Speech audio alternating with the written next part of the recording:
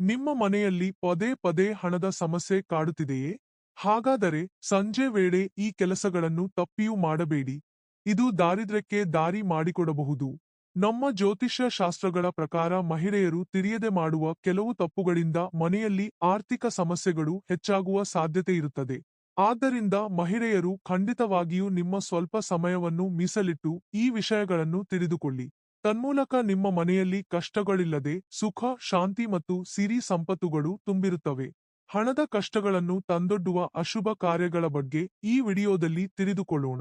ಮೊದಲಿಗೆ ಈ ವಿಡಿಯೋಗೆ ಒಂದು ಲೈಕ್ ನೀಡಿ, ನನ್ ಶ್ರೀ ಮಹಾಲಕ್ಷ್ಮಿಯೇ ನಮ ಎಂದು ಭಕ್ತಿಯಿಂದ ಕಮೆಂಟ್ ಮಾಡಿ.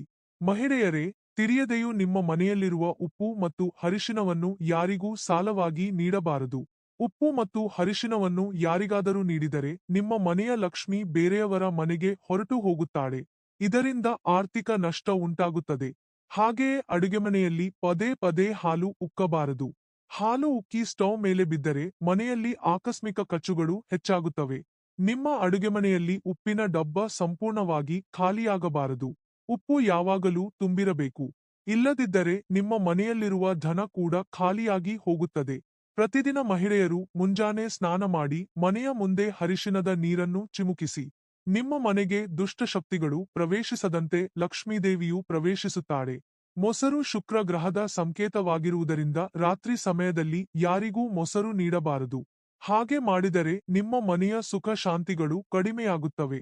ಸಂಧ್ಯಾ ಸಮಯದಲ್ಲಿ ಲಕ್ಷ್ಮೀದೇವಿಯು ಭೂಮಿಯ ಮೇಲೆ ಸಂಚರಿಸುತ್ತಿರುತ್ತಾಳೆ. ಆದ್ದರಿಂದ ಲಕ್ಷ್ಮೀದೇವಿ ಸಂಚರಿಸುವ ಸಾಯಂಕಾಲದ ಸಮಯದಲ್ಲಿ ನಿದ್ರಿಸಬಾರದು. ಸಾಯಂಕಾಲದ ಹೊತ್ತು ಯಾರಾದರೂ ನಿದ್ರಿಸಿದರೆ ನಿಮ್ಮ ಮನೆಯ ಮುಂದೆ ಬಂದ ಲಕ್ಷ್ಮೀದೇವಿಯು ಒಳಗೆ ಬರದೆ ದರಿದ್ರ ದೇವತೆಯು ಹೆಜ್ಜೆ ಇಡುತ್ತಾಳೆ. ಹಾಗೆಯೇ ಸಾಯಂಕಾಲದ ಸಮಯದಲ್ಲಿ ತಿಳಿಯದೆಯೂ ತಲೆ ಬಾಚಿಕೊಳ್ಳಬಾರದು. ಏಕೆಂದರೆ ಸಾಯಂಕಾಲದ ಹೊತ್ತು ಮನೆಯಲ್ಲಿ ಕೂದಲು ಬಿದ್ದರೆ ಆ ಮನೆಯಲ್ಲಿ ಜಗಳಗಳು ಹೆಚ್ಚಾಗುತ್ತವೆ.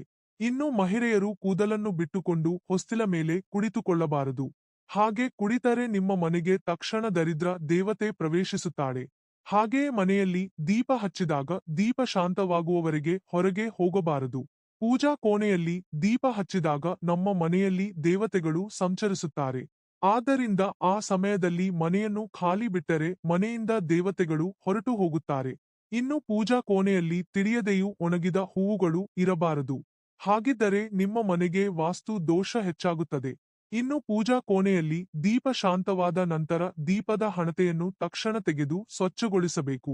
ದೀಪದ ಹಣತೆಯನ್ನು ಹಾಗೆಯೇ ಬಿಟ್ಟರೆ ನಿಮ್ಮ ಮನೆಯಲ್ಲಿರುವ ದೇವಶಕ್ತಿಗಳು ನಶಿಸುತ್ತವೆ.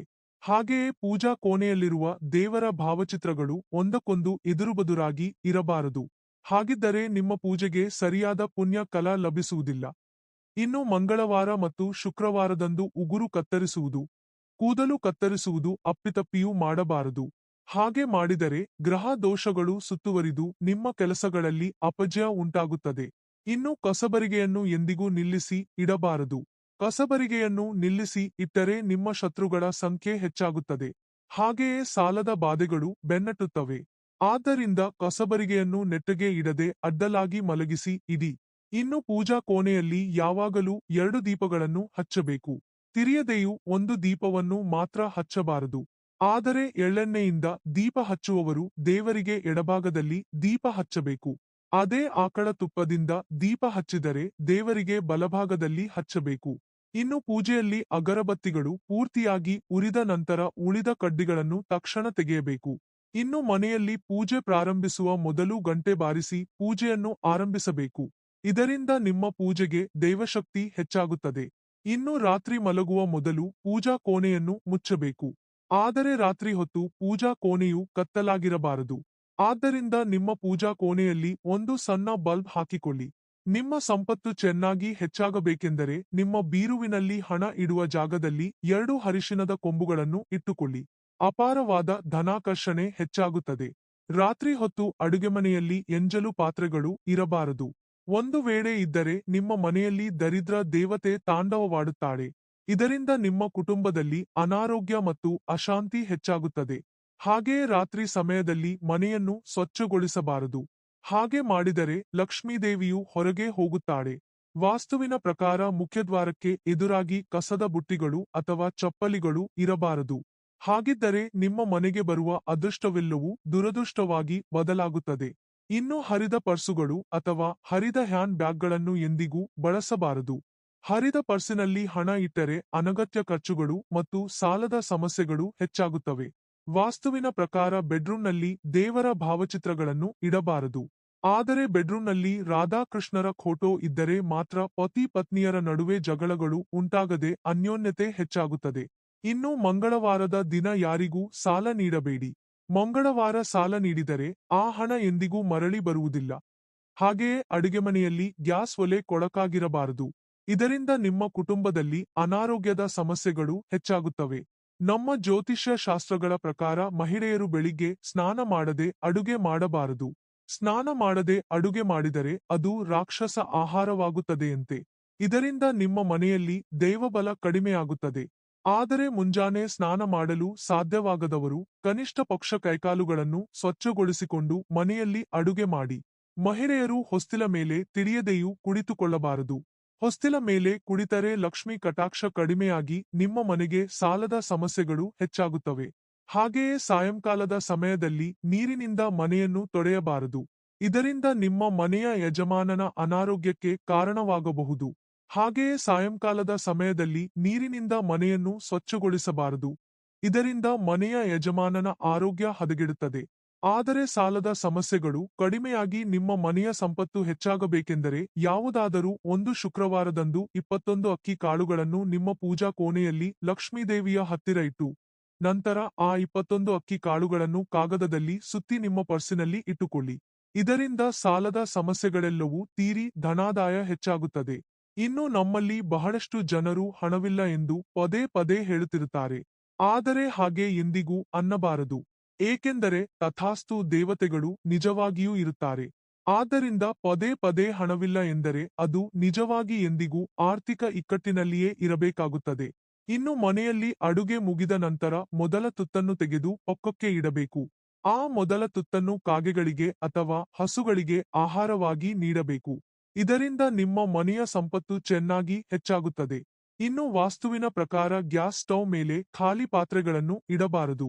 ಇದರಿಂದ ನಿಮ್ಮ ಮನೆಯ ಯಜಮಾನನಿಗೆ ಸಾಲಗಳು ಹೆಚ್ಚಾಗುತ್ತವೆ. ಹಾಗೆಯೇ ಮಂಚದ ಮೇಲೆ ಕುಳಿತು ಊಟ ಮಾಡಬಾರದು.